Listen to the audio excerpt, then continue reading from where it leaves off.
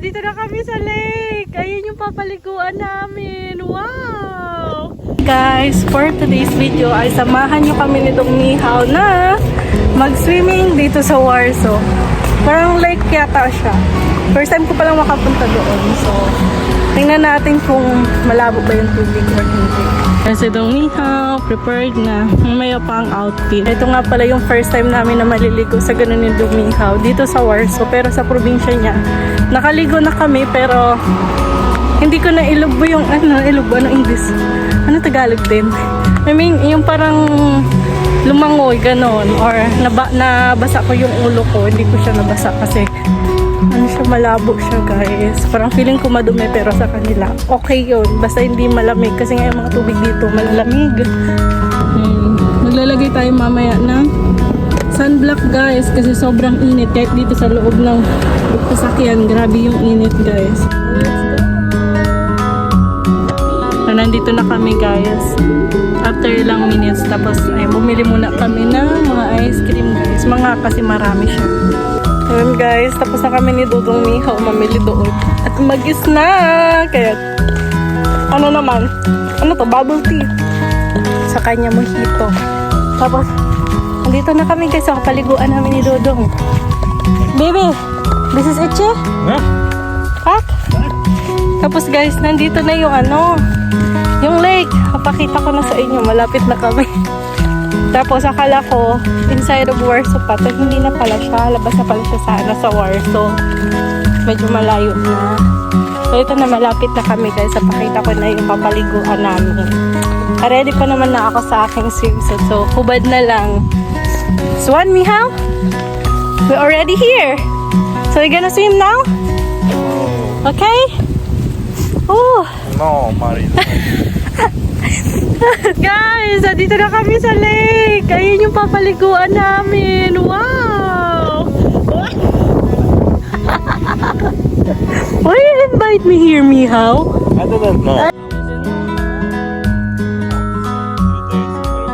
Sus, mag-explain ka pa. Don't explain.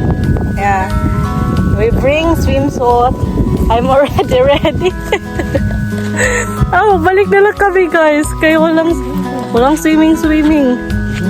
Ay, ambot. Nakapag-swimsuit pa naman ako. Balik na lang. Sabi ko kay Dodong.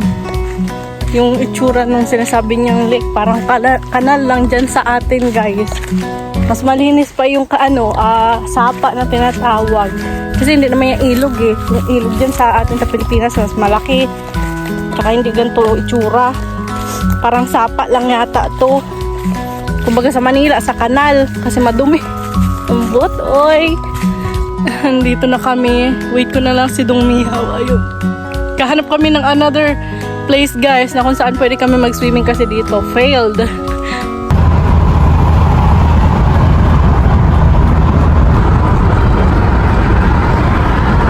And finally guys, nandito na rin kami after ilang minuto din yun, mahigit kalahating oras din na travel. I think ito, totoo na to kasi ang daming sasakyan na tapos ang dami kong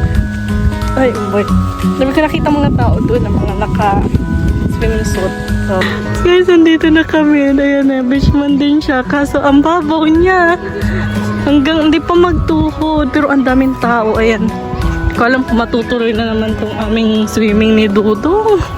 Ganyan ka-appreciate ng mga tao dito ang tubig guys, lalo na pag hindi ganun kalamig. Ayan kasi hindi masyadong malamig. Ay, ang dami ko nakikitang mga temptation sa aking mata guys. Tsaka! Ayun na guys si Dodong. Oh, nakahanap na kami ang pwesto dito. Doon sobrang daming tao. Pero doon hindi masyado. Mihaw! Guys, ayan. Ilang minuto lang kami, 10 minutes lang yata kami or 15. Then, pauwi na kami ni Dudong kasi malamig daw yung yung tubig para sa akin pero sa kanya light lang. Tapos hindi naman siya makalangoy, tinaray niya lang kasi nga na-curious siya. Ayun, hindi mo lang umabot sa tuhod yung tubig. Hindi niya daw may enjoy kaya ito. Alis na lang daw kami. Bago kami umuwi ng bahay, kakain muna daw kami ng something dito. Para naman na-enjoy ang place sa inyong pag-travel namin dito.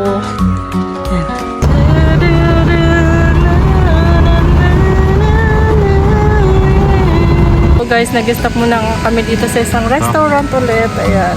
Ang pangalan ay Bar Stop. And may view kami dyan. Ayan. Anong tawag ba dyan? This is river, Mino? Lake. Huwag daw yan guys. River. So guys, dumating na yung pudang namin. Ayan. Ito, chicken yan. Pipino. And potato. Alam niyo naman, potato is live dito. Same kami ni Dodong. Kain lang kami guys.